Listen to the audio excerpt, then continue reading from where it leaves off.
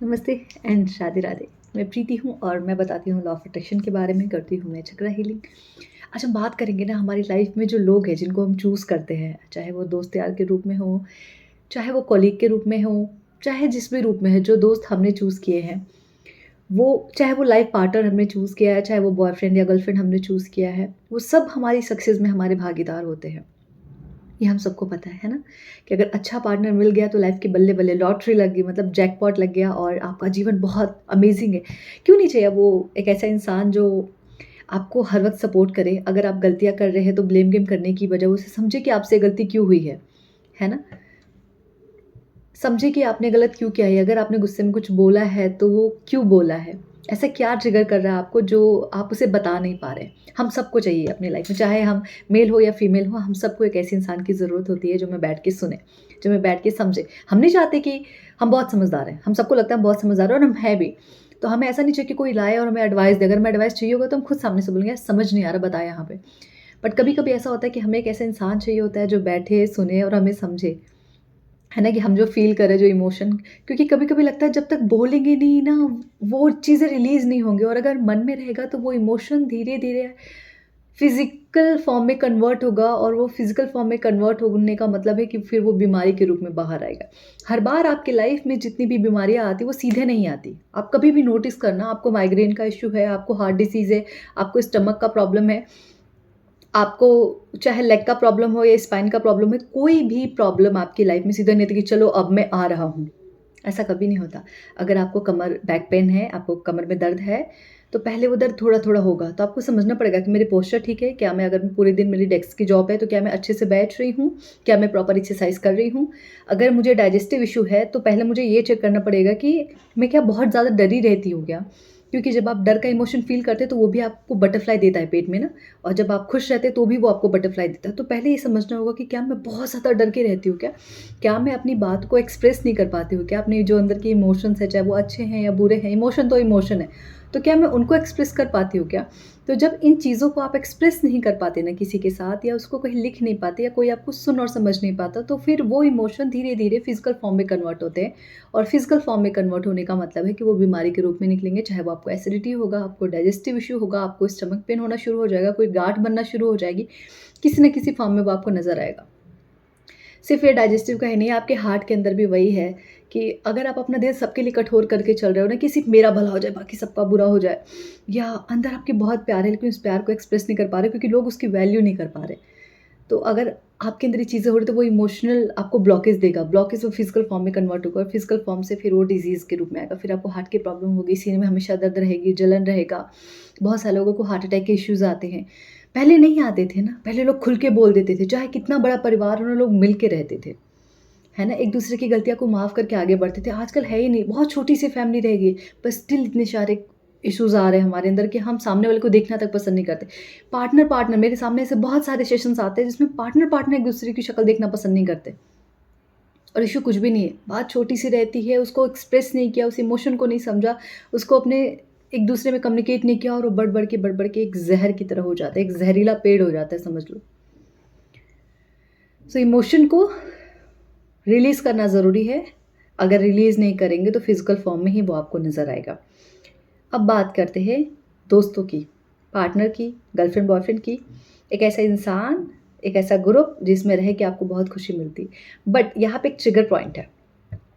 आपने बहुत सारे ऐसे दोस्त देखे होंगे, उसमें से कोई एक ही आपका सच्चा दोस्त होगा। जैसे मेरी लाइफ़ में बहुत सारे थे, मुझे ना मंडली बहुत पसंद थी।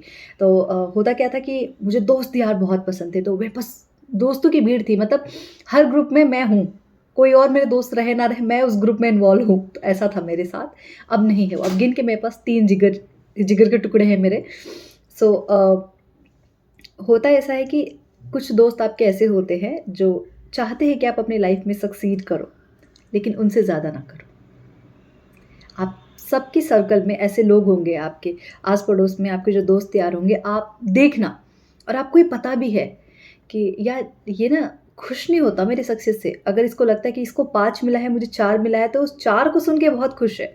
लेकिन अगर इसको पता है कि इसको 5 मिला है और मुझे 7 मिल गया है, तो इसके चेहरे की वो हँसी चली जाती है, वो नूर चला जाता है। आप अपने इर्द-गिर्द नोटिस करना। तो ये दोस्त दोस्त नहीं होते। एक ऐसा इंसान जो अपनी चीज़ें लाके, अपना सारा कूड़ा-कचरा इन द सेंस इमोशनल कूड़ा-कचरा लाके हर दिन आपके ऊपर डाल रहा है और आप डस्टबिन की तरह अपने अंदर लिए जा रहे हैं, तो वो तो अपना खाली कर रहा है, लेकिन आप अपना भर रहे हैं। आप जितना अपना भरते जाएँगे, आप इमोशनल बैगेज के रूप में उतना दबते जाएँगे और आप अपनी लाइफ़ में वैसी चीज़ें देखना शुरू करेंगे, या तो और एक्स्ट्रा लोग वैसे अट्रैक्ट करेंगे, जो अपना इमोशनल कूड़ा-कचरा लाके आपको डस्टबिन समझ के डालें और फिर चले जाएँ 2 घंटे आपसे बात करके फ़ोन पे या सामने से। ठीक है? कि ये वही लोग होते हैं कि और जब आपको ज़रूरत होगी कि आपको कोई सुने या समझे, तो इनके पास वो वक़्त नहीं होगा। ये समझने की ज़रूरत है आपको।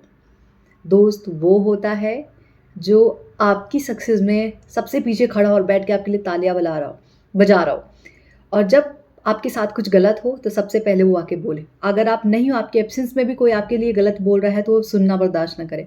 हम 3 दोस्त हैं, हमारी यही बात है कि हमारे बारे में, हमारी एब्सेंस में कोई कुछ भी कहेगा, हम सुन के ही नहीं लेते हैं। तेरे को ज़्यादा पता है, मुझे ज़्यादा पता है उसके बारे में, तो आप मुझे मत बताओ कि मुझे क्या करना चाहिए उसके लिए। ठीक है? तो सबका है कि हमारा थंब रूल था ये, कि दोस्त का मतलब यही होता है कि आपके नहीं हो वहाँ पे प्रेज़ेंट और आपके पीछे कोई बातें कर रहा है, तो आप उसको डिफेंड करो कि नहीं, मैं ये सब नहीं सुन सकता हूँ। सिंपल, मैं नहीं सुन सकता। दूसरी बात से वो इंसान बोलना ही बंद कर देगा, उस वक़्त बोलना बंद कर देगा।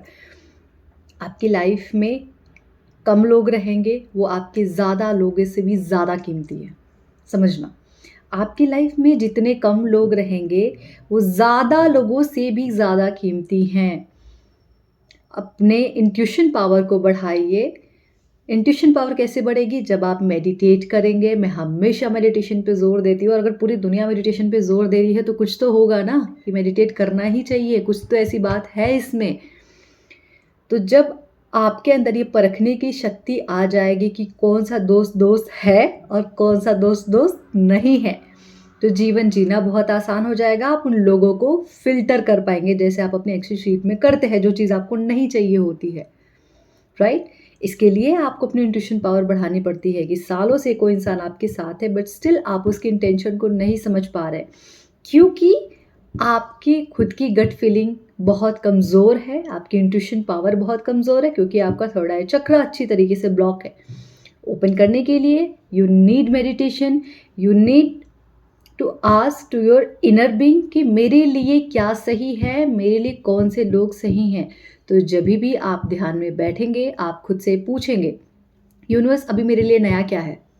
जभी भी आप मेडिटेशन में धीरे-धीरे अंदर जाते हैं ना, आस्क यूनिवर्स, यूनिवर्स अभी मेरे लिए नया क्या है? मुझे प्लीज़ गाइड कीजिए। आपको खुद गाइड करेंगे, और जिस दिन गाइड नहीं करेंगे, या समझ लो आप 10 दिन से बोल रहे हो गाइड नहीं करेंगे, तो परफेक्ट टाइमिंग का वेट करो ना, थोड़ा तो वेट करो। आपने अभी तो मेडिटेशन शुरू किया है और 4 दिन में आपको जवाब भी मिल जाएगा। पहले वो आपको परखेंगे कि कितने दिन तक ये कर रहा है, फिर तो मैं जवाब दूँगा ना। ऑफ़र थोड़ी ना है कि आओ तुम 10 दिन मेडिटेट करो, जो 11वें दिन में तुमको आंसर दे दूँगा। 1 महीने, 1.5 महीने, हर दिन ये पूछो, यूनिवर्स मेरे लिए अब नया क्या है? मेरे लिए नया पाथ क्या है? यूनिवर्स मेरे लिए नया पाथ क्या है? आप मुझे दिखाओ, आप मुझे दिखाओ, आप मुझे दिखाओ। बोलते जाओ। एक दिन उस वाइब्रेशन में आओगे, वो क्लिक कर जाएगा और आपको वो जवाब मिल जाएगा। और आपको जवाब पूरी तरीके से समझ में आएगा कि हाँ, यूनिवर्स ने मुझे इस चीज़ के लिए गाइड किया, तो अब मुझे ये चीज़ करनी है। ओके? सो ये बहुत ज़रूरी है लोगों को परखना, अपने इंट्यूशन से, अपनी गट फीलिंग से। मेरे को बहुत बार ना मैं ये आज़माती हूँ। मैं यहाँ से बैठी रहती हूँ, और ये मैंने ब्रह्मा कुमारी से सीखा है कि अगर मेरे घर का बेल बजा, ठीक है? तो मैं बैठ के पहले सोचती हूँ कि दरवाज़े के बाहर कौन है? कोई डिलीवरी बॉय होगा, मेरी पड़ोसी होगी या मेरे हस्बैंड होंगे। तो मैं अपनी इंट्यूशन पावर को इधर से बैठ के बढ़ाती हूँ। अभी कौन हो सकता है? अच्छा, डिलीवरी बॉय होगा, चलो दरवाज़ा खोलते हैं। तो अपनी इंट्यूशन पावर को बढ़ाइए। लोगों के बोलने से पहले उनको समझना शुरू कीजिए। कुछ मत बोलिए, बस उनको नोटिस कीजिए। जितना ज़्यादा आप लोगों को नोटिस करते जाएँगे, आपकी इंट्यूशन पावर इतनी बढ़ती जाएगी। करके देखना, बहुत मज़ा है। और ये है ना, ये सब समझा देंगे आपको। आप बस इन पे भरोसा करते जाओ। Okay everyone, thank you so much. इसमें 2 सबक है। पहला लोगों को पहचानना और दूसरा मेडिटेट करना। Thank you so much and Radhe Radhe. भगवान आप सबको वो चीज़ दे जो आप सच में डिज़र्व करते हैं, और जिसके लिए आप इस दुनिया में आए हैं, जिसके लिए आप बने हैं, जिसके लिए भगवान ने आपको ये लाइफ दी है। Thank you.